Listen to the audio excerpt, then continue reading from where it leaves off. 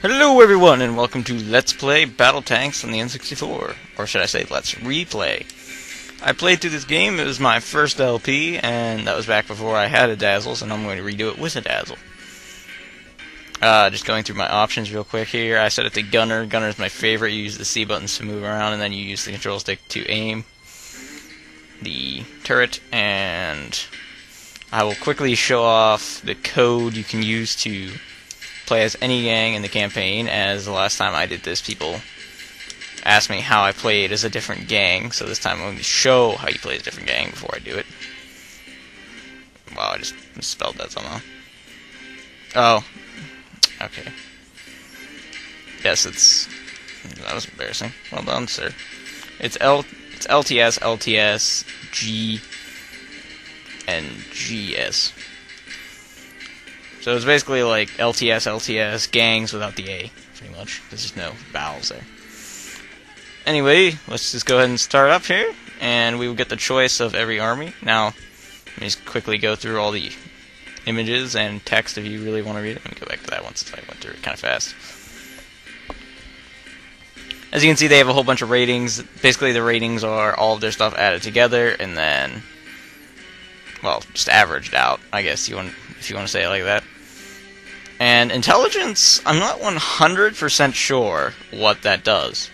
Okay, and then you can, if you hit down on the controls, the D-pad or the control stick, it will show you an illustration of the army.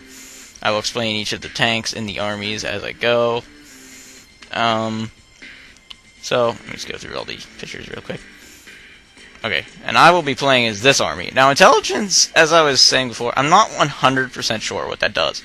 I think what it does is whenever you have AI on your team, it decides how intelligent they are, aka, like, do they shoot teammates whenever they get in the way? Do they run over mines rather than avoiding them? Stuff like that.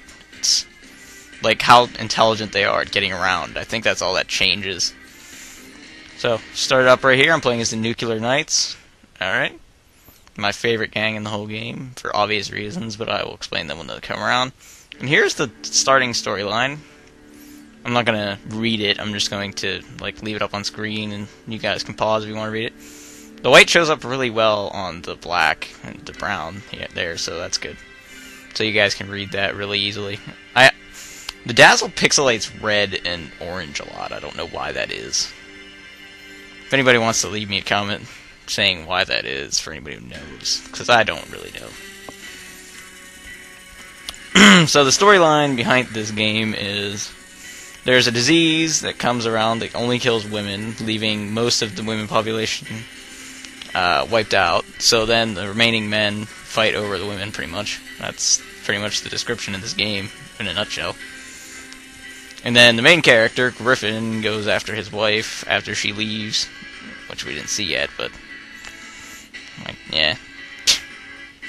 I really like the cutscenes in this, like the combination of professional drawing and then in-game animations, yeah.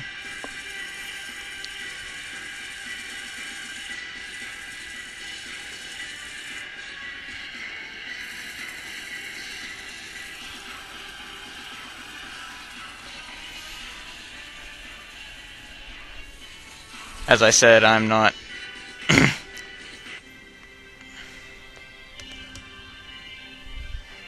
I'm not going to read any of the text, but you guys can see it. I'm not going to skip it, because I'm a nice guy. Sorry about any audio there. I was looking around, so the mic was moving, so it might not have caught some of the sound. Luckily for us, none of this stuff happened, as it's prophesized in the game. Here's a little. I like this cutscene. Those rockets are called swarmers. They're a special weapon in the game. They're quite powerful if all three hit. I believe they're as powerful as M1 shots. Like every single one of them. Alright.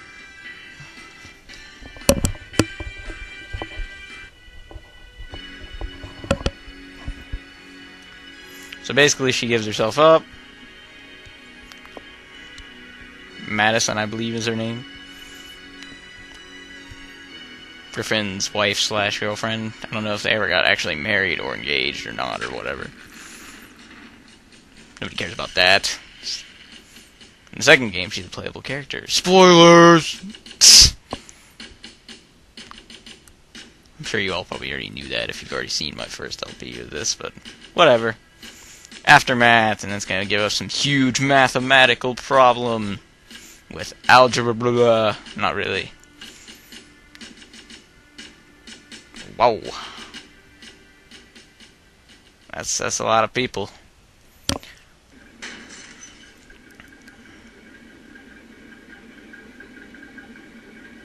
Well, that's cool. The virus, having burned itself out, is no longer a threat. Or is it? The remaining survivors of the devastation now face extinction. So now basically the males regroup into armies and fight over the remaining women. As I said. And that's Griffin's army right there. They have a picture of a griffin on as their symbol, no surprise there. Griffin is a mythological beast from Greek, I believe. I don't remember exactly what it is. I think it's like a lion combined with an eagle or something like that. Griffin Spade. Griffin's last name is Spade. I never would have guessed, nor would I really care.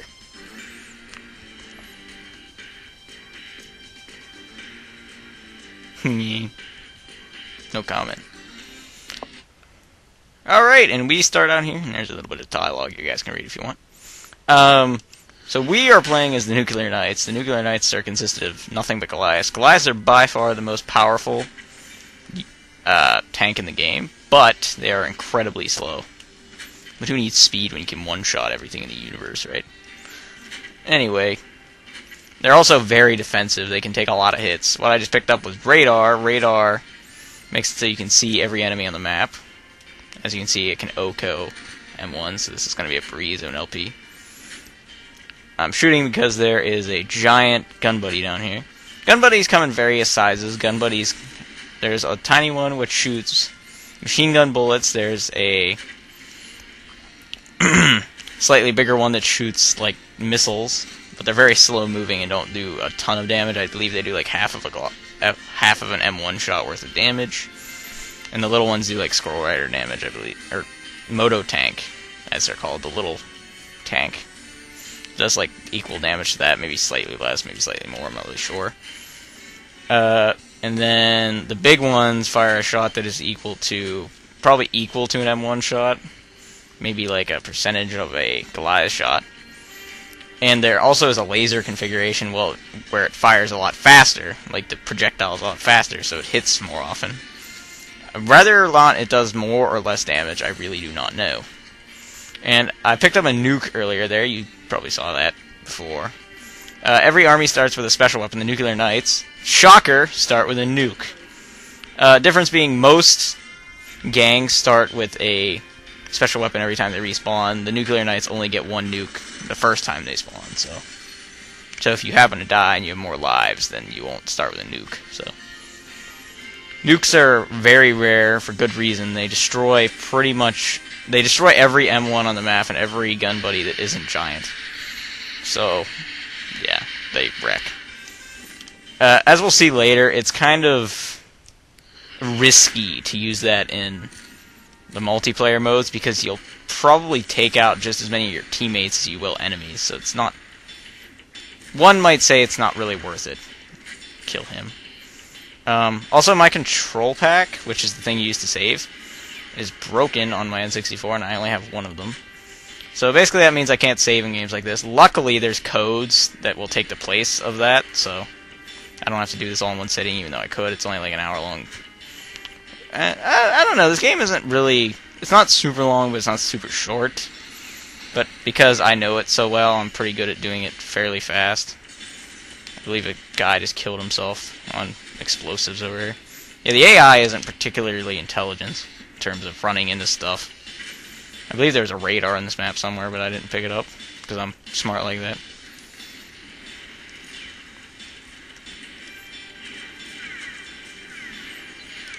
We have yet to see any moto tanks, I don't believe. M1s are average. They're both average in defense and attack and speed. Goliath, as I said, very slow but very powerful. Also very defensive. Chances are you probably won't see me die in this LP. If I do, I don't really care. I'm not going for no deaths run or anything. It's just, like, you probably won't see me die. And I just picked up an extra tank that has, like, a +1 on it, which gives you basically an extra life. When you die in a level, you respawn at the start of the map. Here, I'll just let this go. Basically, there's a par time, and if you make it before that time, you get a time bonus, blah, blah, blah. I don't really think the score does anything in this game. To my knowledge, there's nothing you really unlock in BattleTanx. And I like this animation. And then, like, if you lose tanks, it makes an explosion noise and gets rid of them. I like that. As you can see, I can save right now, but if I turn the N64 off, it'll not work. This map is the first, like, remotely difficult map. And when I say remotely difficult, I mean, like, it's not even close to hard. It's just the other two are basically just tutorial levels pretty well. As you can see, there's a lot of enemies on this map. Every single one is an M1, so not very much variety yet.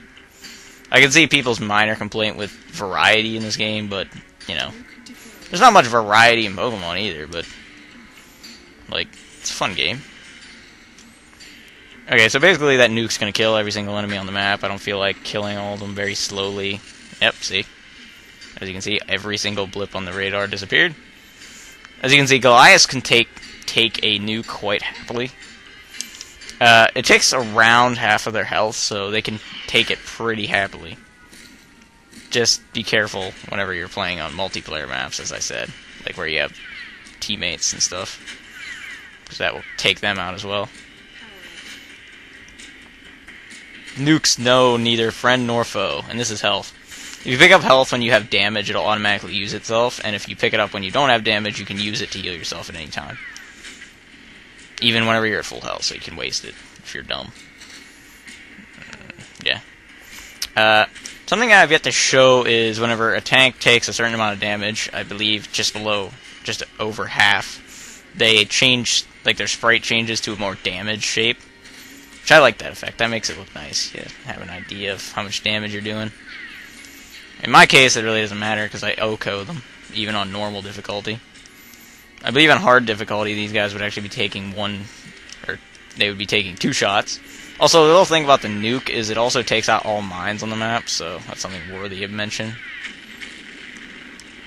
Mines are quite annoying. The only way to get rid of them is with grenades or nukes, to my knowledge, or running them over. You can run them over, set them off, and back off really quick, and you won't take that much damage. You'll still take damage, though. I'm not going to pick up that health, because I kind of want to show off the damage thing. Plus, I have health on me, so I can use it whenever. Yeah. There is a lot of gun buddies up here, so you'll probably want to take care of them from a distance.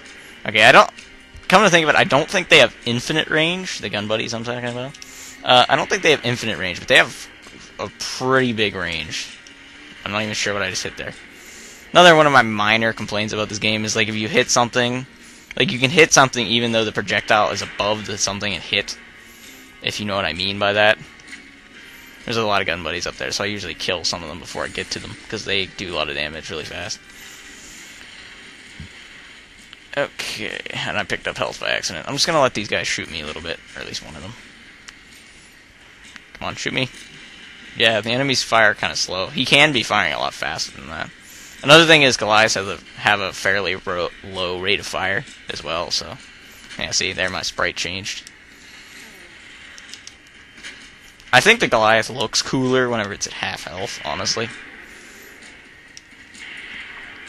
In the second game, the damage isn't so, like, massive. Like, it doesn't look like your tank is about ready to fall apart in the second game. In this game, it looks like your tank is just about ready to fall apart, even though you have half health. And I think as I said, I think the Goliath looks really cool at half health. In general, all the sprites in this game look really cool. Just the idea of the Goliath. I don't remember how big the game said the gun on it is, but it's freaking huge. It's like unheard of massive gun. Oh god, it's a good thing I didn't accidentally use that nuke. That could have killed me. Okay, there's a 1-up there again. Or a extra tank, as the game calls it. And I love how as soon as you get enough health, it will just, like, go right back to normal. You know, it's asking way too much back in the N64 days to like put an animation in between. So I don't blame them for that. The company who made this, 3DO, went out of business. Actually, I think somebody bought them out. I believe it was EA, maybe? And I kind of resent EA for that, just a little bit. Because, I mean, the company that made this game was amazing. They made this game and Sarge's Heroes, or the Sarge's Army games. I don't know if they made any other games, really, but these were enough. These were enough to make me love them. Heck, this game alone was enough to make me love them, but Sarge's Army just took it right over top. Or Sarge's Heroes, I don't remember if it's Sarge's Heroes or Sarge's Army. I really loved that game as well. That game was very interesting. It was like, you're playing as the toy soldiers. You know, like those wax toy soldiers you can buy? Yeah, you're basically playing as them. Which I thought was really cool. Okay, so back to the game. We're on a bonus stage now. A bonus stage is basically just a chance to get extra points and extra lives. And basically, you get to play as the Goliath on a rail, so as you can see, it is rapid fire. But even though it's rapid fire, it still isn't like a massive rate of fire. It's just decent. You're actually firing like half the speed the Moto tank can fire at, but at like probably times 7 the damage is the difference. I find it fun to like. I like that panoramic shot whenever you win levels and stuff.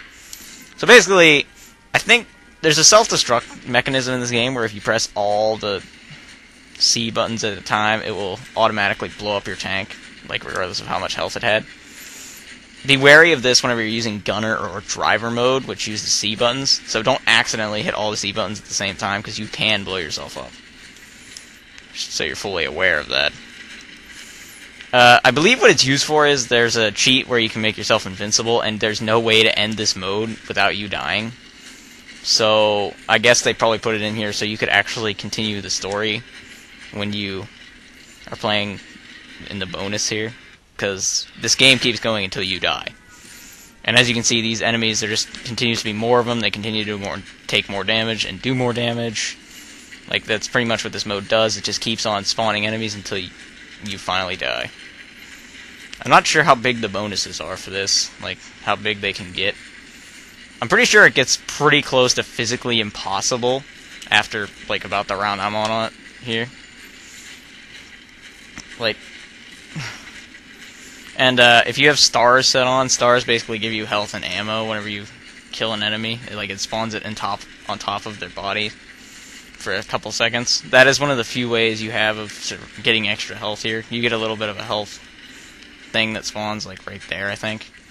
But other than that, that's all the health you get. Yeah, there's the Goliath half dead, like panoramic shot. Gotta love it. Looks awesome. Also, the color of this tank is gray because Griffin's army is gray.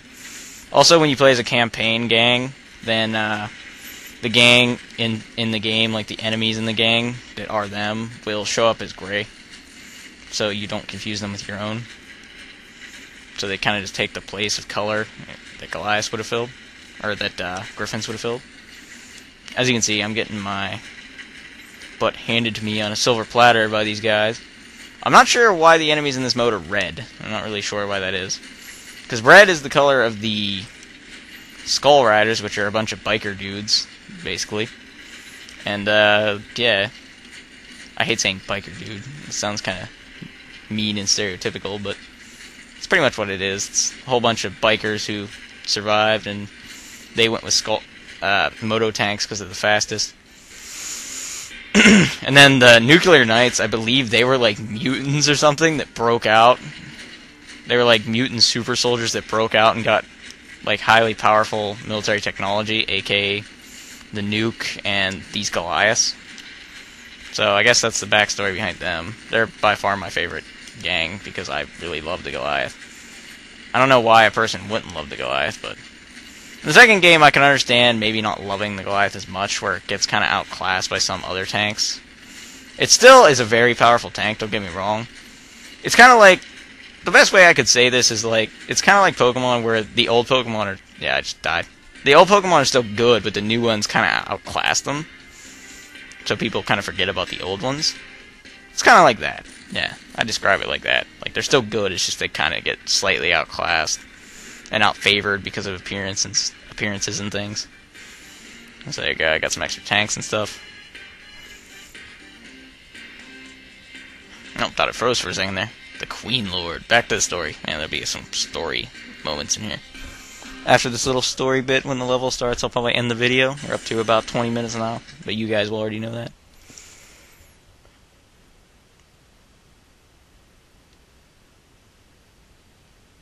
Alright. The biker gangs, here they are. Turn their wheels for treads. The cannibal mutant gang searching for the vast, for their blah. I didn't read that. This cutscene's kind of odd. This is a later level in the game. And that's Griffin's army, and somehow it thinks you're losing? Like, I don't know why you wouldn't just kill those in one shot. It's really how pathetic they are.